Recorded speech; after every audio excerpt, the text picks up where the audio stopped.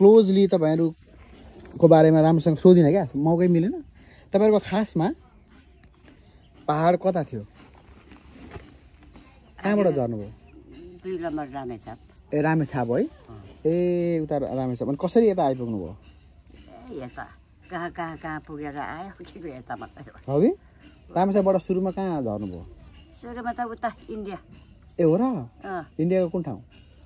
खोइ के जति पऱ्यो इन्डिया के ठाउँमा पो, इन्डिया के ठाउँमा पो झरेको पहिला?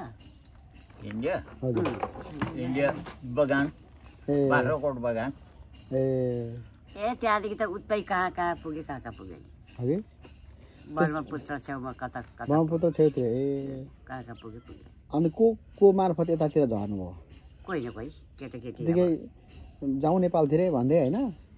अब टुरी मान्छे बाबा नभएको मान्छे अब हिँड्यो नि। हो कि? तपाईँको र हाम्रो बेबी मिमीहरूको त एउटै पर्छ त।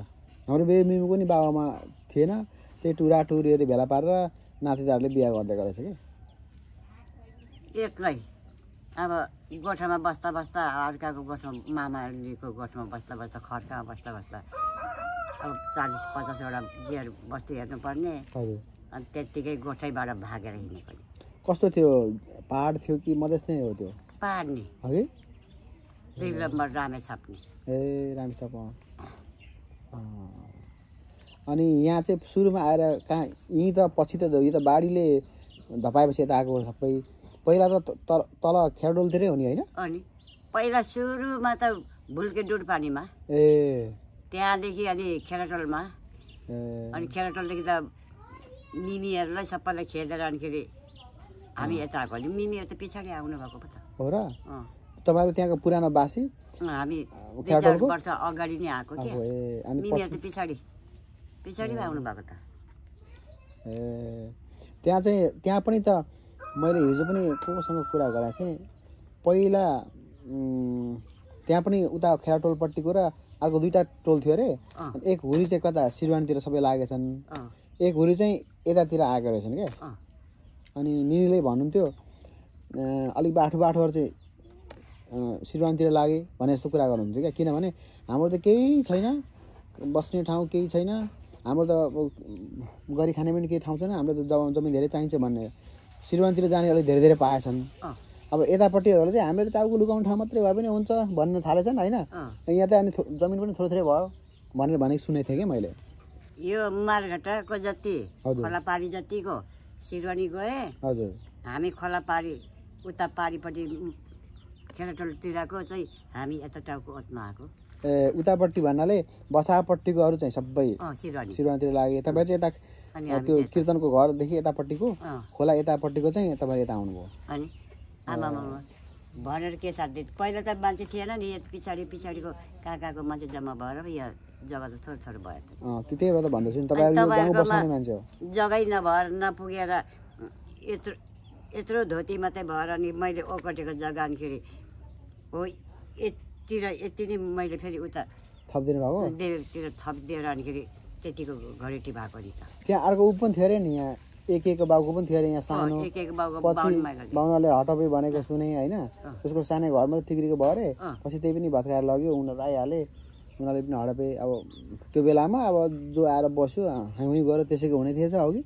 थिएछ नि, के गर्नु। फेरि वनपालहरूले खेतेकै गाँठे आएर हप्काएको अहिले आगो लाउँछु भरे आगो लाउँछु भनेकै गऱ्यो। मैले लु लगाऊ आगो, तपाईँहरू जान्छ चाहिँ ओताको छैन। हो त्यस्तै हामीले हाम्रो बालबच्चा ओताको भन्दै म त चकचकी बाध्थेँ। हाम्रो निनीले पनि बजाउने हो भन्थ्यो क्या मलाई त। कच्चियाले खेद्थ्यो अरे भन्नुहुन्थ्यो क्या, सानो भए पनि म पनि बालपानीहरूलाई खेद्थेँ, कुकुरले जेलले भेटो त्यसले हान्थेँ भन्नुहुन्थ्यो क्या। फेरि पछि यहाँ बस्नेताले चाहिँ मुद्दा लगाइदिएछन् र चाहिँ यता माथि उनीहरूको जमिन छ नि त उनीहरूको त, अब यता मासतिर। अनि कति वर्ष चाहिँ हामी मुद्दा धायौँ, यो तिर्जुगा खोला बढ्ने उताबाट, अनि यताबाट जङ्गल हामी जान्थ्यौँ मुद्दाको लागि क्या। त्यस्तो दुःख पनि दिएको थिएछ क्या बिचराहरू। कम्ती दुःख खेपेको के भनेर साध्य छैन, त्यो समय पनि थियो। अनि भनेपछि खेराटोलबाट पनि सबै अब बाढीले लगेको त्यसपछिबाट खैरटोलको बाढी त तपाईँको धेर बाढी आएको नि भन्छ हजुर कमसेकम 500वटा जति त गाई नै बगायो थारूहरूको एउटै पनि गाई थिएन हजुर भैँसी त्यो राति सबै भैँसी लगेर सबै भारदाबाट एउटा भैँसी निकालेर ल्यायो कहाँदेखि? अरू सबै एउटा मात्रै बाख्रा बोकाहरू त जान्छ ए बाख्रा बोका मलाई त त्यो सनबारीमा त सबै एकदम त्यो मकैको खोइ फ्याँकेको जतिकै मरेकोहरू भुसुक एउटा यही केही बाहुन थिएन जेठाहरूले लगेर खाए ए एउटा केही थिएन हजुर हामीले त नल्याएको तर त्यो बेलाको त खेरटलहरू चिज भनेको त एकदमै उर्वर एकदमै राम्रो अन्न फल्ने ठाउँ हो नि त फेरि हो हो कि नि त राम्रो थियो नि ठाउँ त म पनि अलिअलि थाहा छ त्यहाँनिर ठुलो ठुलो डगरहरू थियो बस्ती थियो तर उठ्नु लागिसकेको थिएँ हामी त्यो बाढी पछि पनि त्यहाँ केही बस्तीहरू त थियो क्या नेरलको बोटहरू अग्लो अग्लो थियो सुपारीको बोटहरू त्यो ठुलो जमिन थियो नि त्यहाँ यस्तो अन्न फल्थ्यो अहिले त्यो बेलीमा मकै फल्छ नि लगभग त्योभन्दा दामी खेतहरू थियो क्या त्यहाँ देवे त योभन्दा अलिकति अल्को त्यो झाप्रा बनाएको हजुर झुरीमाथि बसेको त नि है देवे त्यो बारीमा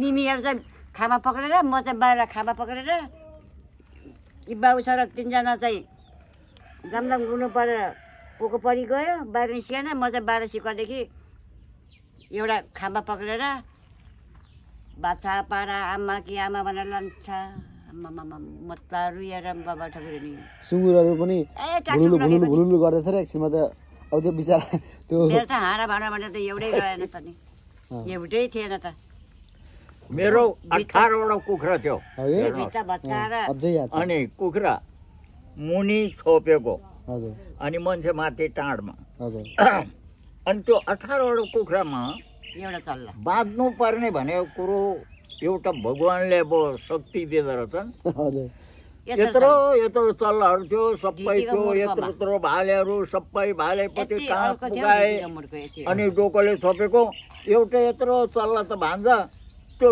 डोकोबाट निस्केर कता डोकोमाथि चढी गएर त जति बाढीले उँभो उचाल्छ कि त्यो त माथि बाँचेकै यत्रो चल्ला ल हेर्नुहोस् मरेन त्यो